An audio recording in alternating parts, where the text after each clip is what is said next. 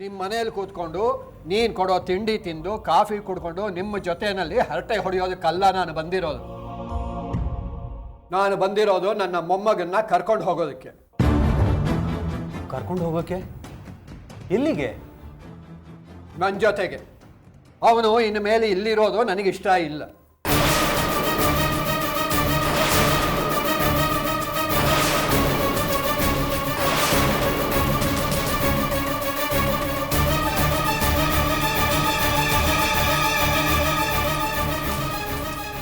Mystery, ಯಾಕಿಷ್ಟು ಕಟುವಾಗಿ ಮಾತಾಡ್ತಾ ಇದ್ದೀರಾ? ನಮ್ಮಿಂದ ಏನಾದರೂ ತಪ್ಪಾಗಿದ್ರೆ ಹೇಳಿ ಮಿಸ್ಟ್ರೆ, ಕಾಲಿಗೆ ಬಿದ್ದು ಕ್ಷಮೆ ಕೇಳ್ತೀವಿ. ಆದ್ರೆ ಇಷ್ಟು ನಿಷ್ಠುರವಾಗಿ ನಡ್ಕೋಬೇಡಿ, ಮನಸ್ಸಿಗೆ ತುಂಬ ನೋವಾಗುತ್ತೆ. ನೋವು ನಿನಗೊಬ್ಬಳಿಗೆ ಆಗೋದು ಅಂತ ಅನ್ಕೊಂಡಿದ್ದೀಯಾ ಜಯಶ್ರೀ? ದೇಹಕ್ಕೆ ಗಾಯ ಆದರೆ ಔಷಧಿ ಹಾಕಿ ಸರಿ ಮಾಡ್ಕೋಬಹುದು. ಆದರೆ ಮನಸ್ಸೇ ಮುರಿದು ಹೋದರೆ ಸಂಬಂಧಗಳು ಉಳಿಯುತ್ತಾ ಹೇಳು?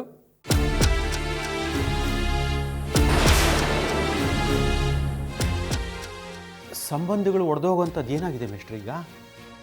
ನನ್ನ ಕೇಳ್ತಾ ಇದ್ದೀಯಾ ರಘುರಾಮ ನೀನು? ನನಗಿಂತ ಚೆನ್ನಾಗಿ ನಿನಗೆ ಈ ಮನೆಯಲ್ಲಿ ಏನೇನು ಆಗ್ತಿದೆ ಅನ್ನೋ ವಿಷಯಗಳು ಗೊತ್ತಿರಬೇಕಲ್ಲ.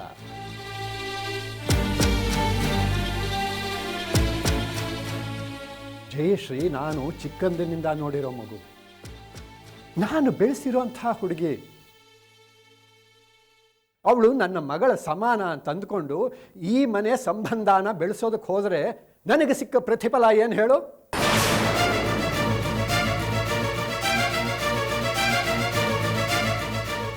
ಮನೆಗೇನೆ ಕಳಂಕ ತರಿಸೋಂಥ ಈ ಹುಡುಗಿನ ನಮ್ಮ ಮನೆ ಸೊಸೆ ಅಂತ ನಾನು ಒಪ್ಕೋಬೇಕಾ?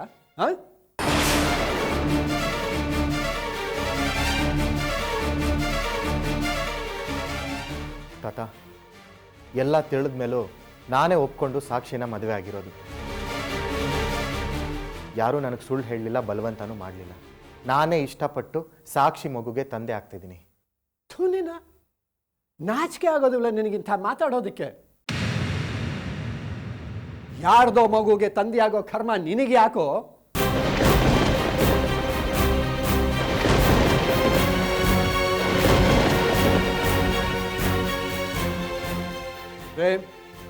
ಸಂಬಂಧ ಇಲ್ಲದೆ ಇರೋ ಕಡೆ ವ್ಯಾಮೋಹ ಇಟ್ಕೋಬಾರ್ದು ಕಣೋ. ನಿನ್ನ ಒಳ್ಳೆತನಾನೇ ನಿನಗೆ ಮುಳುವಾಗಬಾರ್ದು. ತಾತ, ಪ್ರೇಮ್, ಸುಮ್ಮನೆ ನನ್ನ ಮಾತು ಕೇಳು. ಈ ಪ್ರೀತಿ ವಿಶ್ವಾಸ ಇದಕ್ಕೆಲ್ಲ ಕಟ್ಟುಬಿದ್ದು ನಿನ್ನ ಬಾಳನ್ನು ನೀನೇ ಹಾಳು ಮಾಡ್ಕೊಳ್ಳೋದಕ್ಕೆ ನಾನು ಅವಕಾಶ ಕೊಡೋದಿಲ್ಲ. ನನ್ನ ಜೊತೆ ಬಾ, ನಿನಗೆ ಬೇರೆ ಇನ್ನೊಂದು ಮದುವೆ ಮಾಡ್ತೀನಿ. ತಾತ, ದಯವಿಟ್ಟು ಅಂತ ಮಾತಾಡಬೇಡಿ. ಹೊಟ್ಟೆಲ್ ಮಗುನ ಇಟ್ಕೊಂಡು ನಾನೊಬ್ಳೆ ಹೇಗೆ ಬದುಕಲಿ? ಪ್ರೇಮ್ನ ನನ್ನಿಂದ ದೂರ ಮಾಡಬೇಡಿ, ನನಗೆ ಅನ್ಯಾಯ ಮಾಡಬೇಡಿ ತಾತ, ಪ್ಲೀಸ್. ಅನ್ಯಾಯ? ಯಾರಿಗಮ್ಮ ಅನ್ಯಾಯ ಆಗ್ತಿರೋದು? ನೋಡೋ, ನಿನಗೂ ನಿನ್ನ ಹೊಟ್ಟೆನಲ್ಲಿರೋ ಮಗುಗೂ ಆಧಾರ ಬೇಕು ಅಂತಂದ್ರೆ ನೀನು ಯಾರನ್ನ ಪ್ರೀತಿಸಿದ್ಯೋ ಅವನ ಜೊತೆ ಬದುಕೋ ಹೋಗು.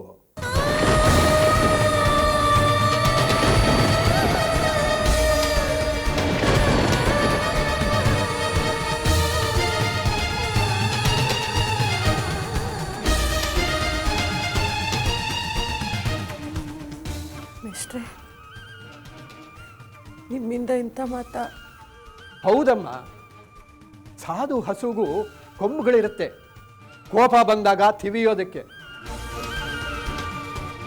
ಅಂಥದ್ರಲ್ಲಿ ನಾವು ಸಾಮಾನ್ಯ ಮನುಷ್ಯರು, ನಮಗೆ ಕೋಪ ಬಂದಾಗ ನಾವು ಸುಮ್ಮನೆ ಇರೋದಕ್ಕೆ ಸಾಧ್ಯನಾ ಹೇಳು?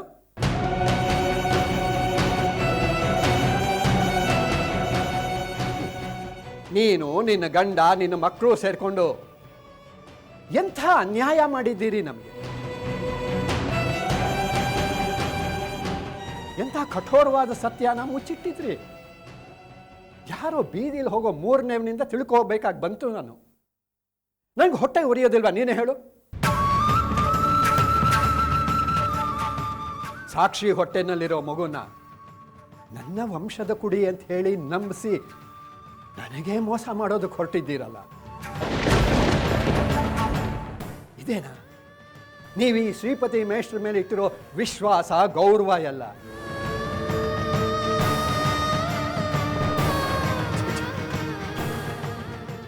ಆ ಮಗು ನನ್ನ ಮರಿಮಗ ಅಂತ ಅಂದ್ಕೊಂಡು ನಿಮ್ಮ ಮಾತನ್ನು ನಂಬಿಕೊಂಡು ನಾನು ನನ್ನ ಆಸ್ತಿನೆಲ್ಲ ಆ ಮಗು ಹೆಸರಿಗೆ ಬರೋದ್ನಲ್ಲ, ಎಂಥ ಮುಟ್ಟಾಳ ನಾನು. ಬೇಡ ಬೇಡ ಬೇಡ, ಇನ್ನು ನನಗೆ ನಮ್ಮ ಮನೆಯವರಿಗೆ ನಿಮ್ಮ ಮನೆಯವ್ರ ಸಹವಾಸನೇ ಬೇಡ.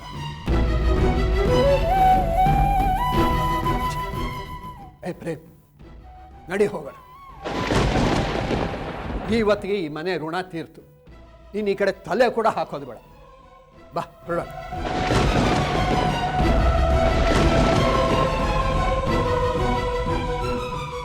ಮೇಷ್ಟ್ರೆ, ದಯವಿಟ್ಟು ನನ್ನ ಮಾತು ಕೇಳಿ. ನೋಡೋ, ನಾನು ಯಾರ ಮಾತು ಕೇಳೋದಿಲ್ಲ. ನಿಮ್ಮ ಪಾಪನ ನೀವೇ ಅನುಭವಿಸ್ಕೊಳ್ಳಿ, ನಮಗೇನಾಗಬೇಕು? ಏಯ್ ಬರೋ, ಏನು ನೋಡ್ತಾ ನಿಂತೀಯ?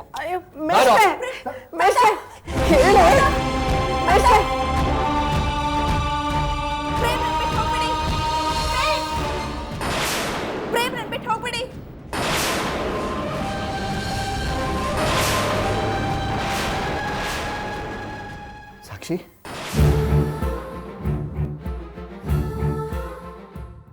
ಪ್ರೇಮ್, ನೀವಿಲ್ಲೇ ಇದ್ದೀರಾ? ನೀವು ತಾತನ ಜೊತೆ ಹೋಗ್ಲಿಲ್ವಾ? ಸಾಕ್ಷಿ, ಏನು ಮಾತಾಡ್ತಾ ಇದೀಯಾ? ನಾನು ಎಲ್ಲಿಗೂ ಹೋಗಿಲ್ಲ, ಇಲ್ಲೇ ನಿನ್ನ ಪಕ್ಕದಲ್ಲೇ ಇದ್ದೀನಿ.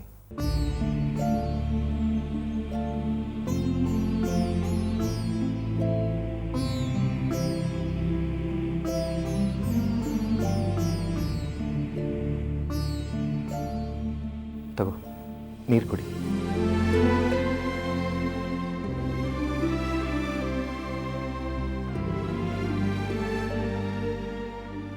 ಅಯ್ಯೋ, ಓಕೆ. ಏನೋ ಕೆಟ್ಟ ಕನಸು ಪ್ರೇಮ್, ನೆನ್ಸ್ಕೊಂಡ್ರೆ ಗಾಬರಿ ಆಗುತ್ತೆ. ನಿಜವಾಗ್ಲೂ ಹಾಗೇನಾದ್ರೂ ನಡೆದೋದ್ರೆ? ಸಾಕ್ಷಿ, ತಾತ ಮನೆ ಬಿಟ್ಟು ಹೋಗಿದ್ದನ್ನು ನಿನ್ನ ಮನಸ್ಸಿಗೆ ತುಂಬ ಹಚ್ಕೊಂಡಿದ್ಯಾ ಅನ್ಸುತ್ತೆ. ನೋಡು, ನೀನು ಭಯ ಪಡುವಂಥದ್ದು ಏನೂ ನಡೆಯಲ್ಲ. ಈಗ ಆರಾಮಾಗಿ ಮಲ್ಕೋ, ಡೋಂಟ್ ವರಿ.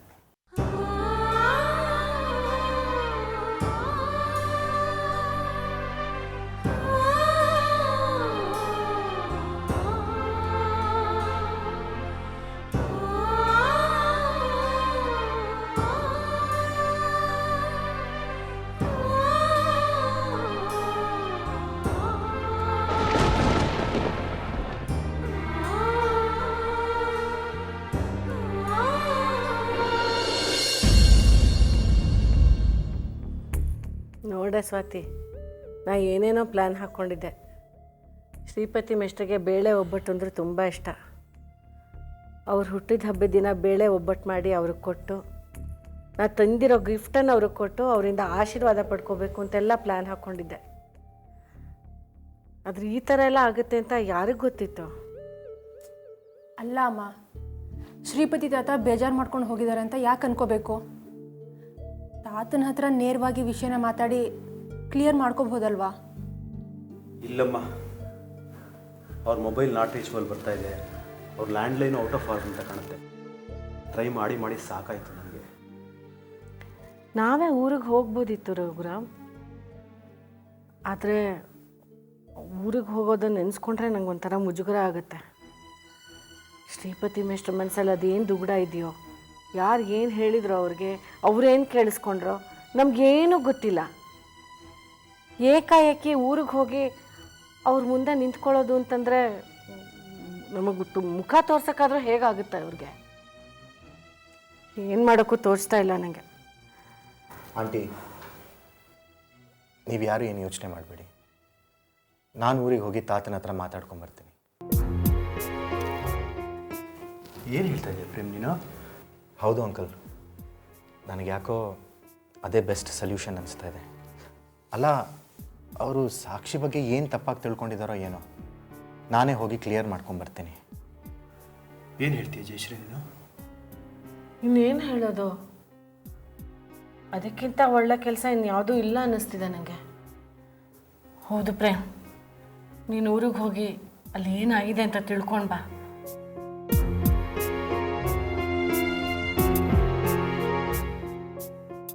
ಪ್ರೇಮ್, ಒಂದು ನಿಮಿಷ ಬನ್ನಿ.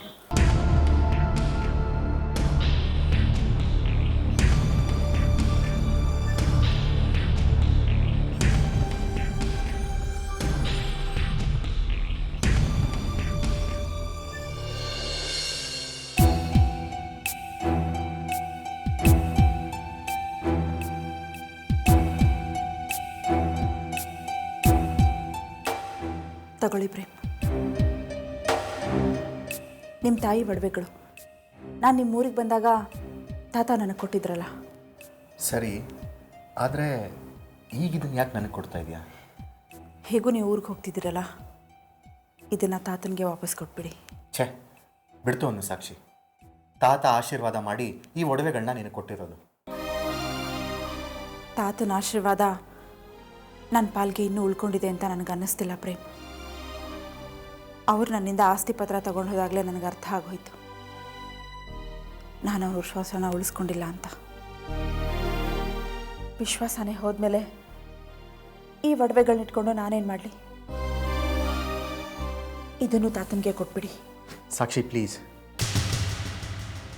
ತಾತನ ಮನಸ್ಸಿನಲ್ಲಿ ಏನಿದೆ ಅಂತ ತಿಳ್ಕೊಳ್ದೆ ನೀನು ದುಡುಕ್ತಿದೀಯ ಅನ್ಸುತ್ತೆ.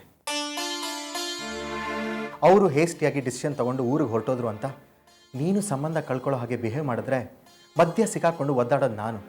ಪ್ಲೀಸ್, ಯಾವುದೇ ಕಾರಣಕ್ಕೂ ನನ್ನನ್ನು ಇಕ್ಕಟ್ಟಿನಲ್ಲಿ ಸಿಕ್ಕಾಕ್ಸ್ಬೇಡಿ.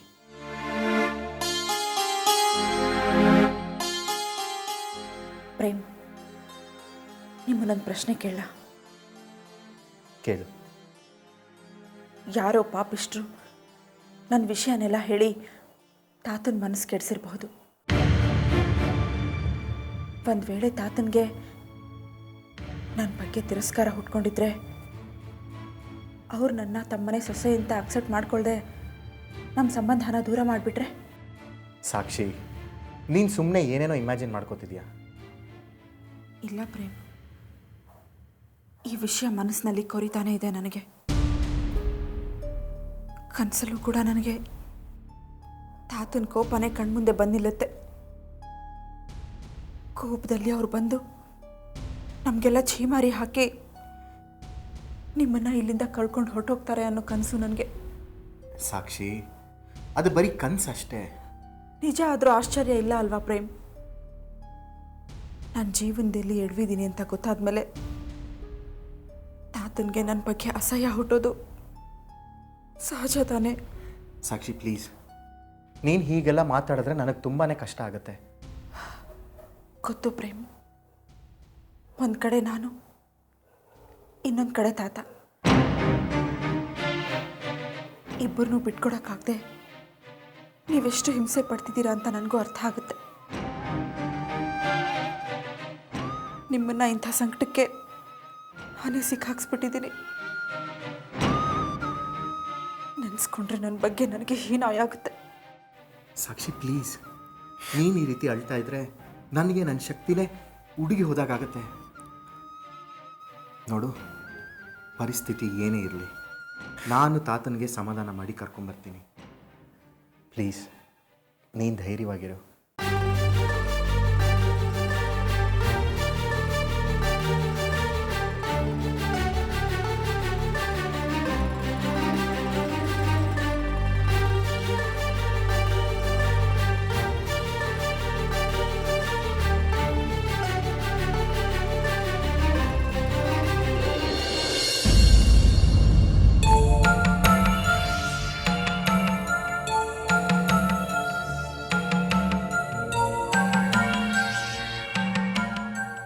ಅಂಕಲ್, ನಾನು ಊರಿಗೆ ಹೊರಟು ಬರ್ತೀನಿ. ಹುಷಾರು ಪ್ರೇಮ್, ನೀನು ಶಾಂತವಾಗಿ ಮಾತಾಡು ಮೇಷ್ಟ್ರ ಹತ್ರ. ಅವ್ರು ಏನು ಬೇಕಾದರೂ ಕೂಗಾಡಲಿ, ನೀನು ಮಾತ್ರ ದುಡುಕ್ ಮಾತಾಡಬೇಡ. ಜಯಶ್ರೀ, ಪ್ರೇಮ್ ದುಡುಕು ಅಂತ ಹುಡುಗನ ಪ್ರೇಮ್ ಸ್ವಭಾವ ಅದು ಅಲ್ವೇ ಅಲ್ಲ. ಡೋಂಟ್ ವರಿ, ಸರಿಯಾಗಿ ಮಾತಾಡ್ತಾನೆ. ಮೇಷ್ಟ್ರು ಹೋಗುವಾಗ ಏನೋ ಒಂಥರ ಬಿಹೇವ್ ಮಾಡ್ತಾ ಇದ್ರಲ್ವಾ, ಅದು ಯಾಕೆ ಹಾಗೆ ಮಾಡಿದ್ರು ಅಂತ ತಿಳ್ಕೊಂಡು ಬರೋಕ್ಕೆ ಹೋಗ್ತೀಯಾನಷ್ಟೇ. ಏನೇ ಆಗಲಿ ಹಿರಿಯರು ನೊಂದ್ಕೋಬಾರ್ದು. ಅವ್ರು ನೊಂದ್ಕೊಂಡ್ರೆ ನಮಗೆ ಶ್ರೇಯಸ್ಸಲ್ಲ. ಆಂಟಿ, ತಾತನಿಗೆ ಬೇಜಾರಾಗೋ ಹಾಗೆ ನಾನು ಮಾತಾಡಲ್ಲ. ತಾತನ ಹೇಗೆ ಹ್ಯಾಂಡಲ್ ಮಾಡಬೇಕು ನನಗೆ ಗೊತ್ತು. ನೀವು ಯೋಚನೆ ಮಾಡಬೇಡಿ, ನಾನು ಹೋಗ್ಬಿಟ್ಟು ಬರ್ತೀನಿ. Thank you. ಬರ್ತೀನಿ ಸಾಕ್ಷಿ.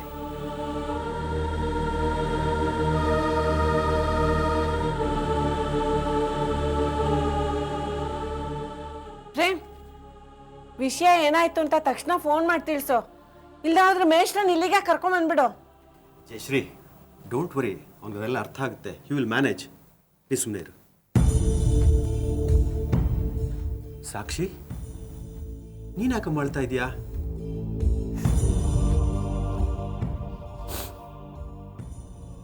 ಒಂದು ಸಂಸಾರದಲ್ಲಿ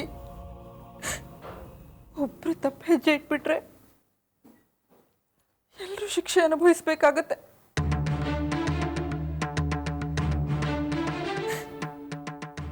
ನಾನು ಮಾಡಿದ ತಪ್ಪಿಂದ ನಿಮ್ಗೆಲ್ಲ ಎಷ್ಟು ನೋವು, ಅವಮಾನ, ಹಿಂಸೆ ಅಲ್ವೇನಪ್ಪ. ಯಾಕೆ ಹೀಗೆಲ್ಲ ಮಾತಾಡ್ತಿದೀಯಾ? ಇನ್ನೇನಮ್ಮ ಮತ್ತೆ, ನೀನು ಅಪ್ಪ ಅಂದರೆ ಶ್ರೀಪತಿ ತಾತ ಎಷ್ಟು ಪ್ರೀತಿಯಿಂದ ಆದರಿಸ್ತಿದ್ರು. ಈಗ ನನ್ನ ಕಥೆ ಗೊತ್ತಾದ್ಮೇಲೆ ಅವ್ರ ದೃಷ್ಟಿಯಲ್ಲಿ ನಾವೆಲ್ಲರೂ ಎಷ್ಟು ಹೀನಾಯ ಆಗಿ ಹೋಗ್ತೀವಿ. ನಾನು ಮಾಡಿದ ತಪ್ಪಿಂದಾಗಿ ನೀವೆಲ್ಲರೂ ಅಪರಾಧಿ ಸ್ಥಾನದಲ್ಲಿ ನಿಲ್ಲೋ ಹಾಗಾಯ್ತು. ಸಾಕ್ಷಿ, ಈಗೇನು ಅನಾಹುತ ಆಗೇ ಹೋಗಿದೆ ಅಂತ ಯಾಕೆ ಕಲ್ಪನೆ ಮಾಡ್ಕೋತೀಯ? ಶ್ರೀಪತಿ ತಾತನಿಗೆ ಊರಲ್ಲೇನೋ ಕೆಲಸ ಇರಬಹುದು, ಅದಕ್ಕೆ ಅಲ್ಲಿ ಹೋಗಿ ಹೆಲ್ಡಪ್ ಆಗಿದ್ದಾರೆ ಅಂತ ಅನ್ಕೊಳ್ಳೋಣ. ಕೆಟ್ಟದನ್ನೇ ಯಾಕೆ ಯೋಚನೆ ಮಾಡ್ತೀಯಾ? ಸತ್ಯ, ಹಾಗಾಗಿದ್ರೆ ನಮ್ಮ ಪುಣ್ಯ. ಆ ಪಾಪಿಷ್ಟ ಅನಿರುದ್ಧನ ಫ್ರೆಂಡ್ ಚಂದ್ರು ನಿನ್ನ ಬಗ್ಗೆ ಅದೇನೇನು ಹೇಳಿರ್ತಾನೋ ಮೇಷ್ಟ್ರಿಗೆ, ಅದೇನಾದರೂ ಗೊತ್ತಾದರೆ ದೇವರೇ ಗತಿ.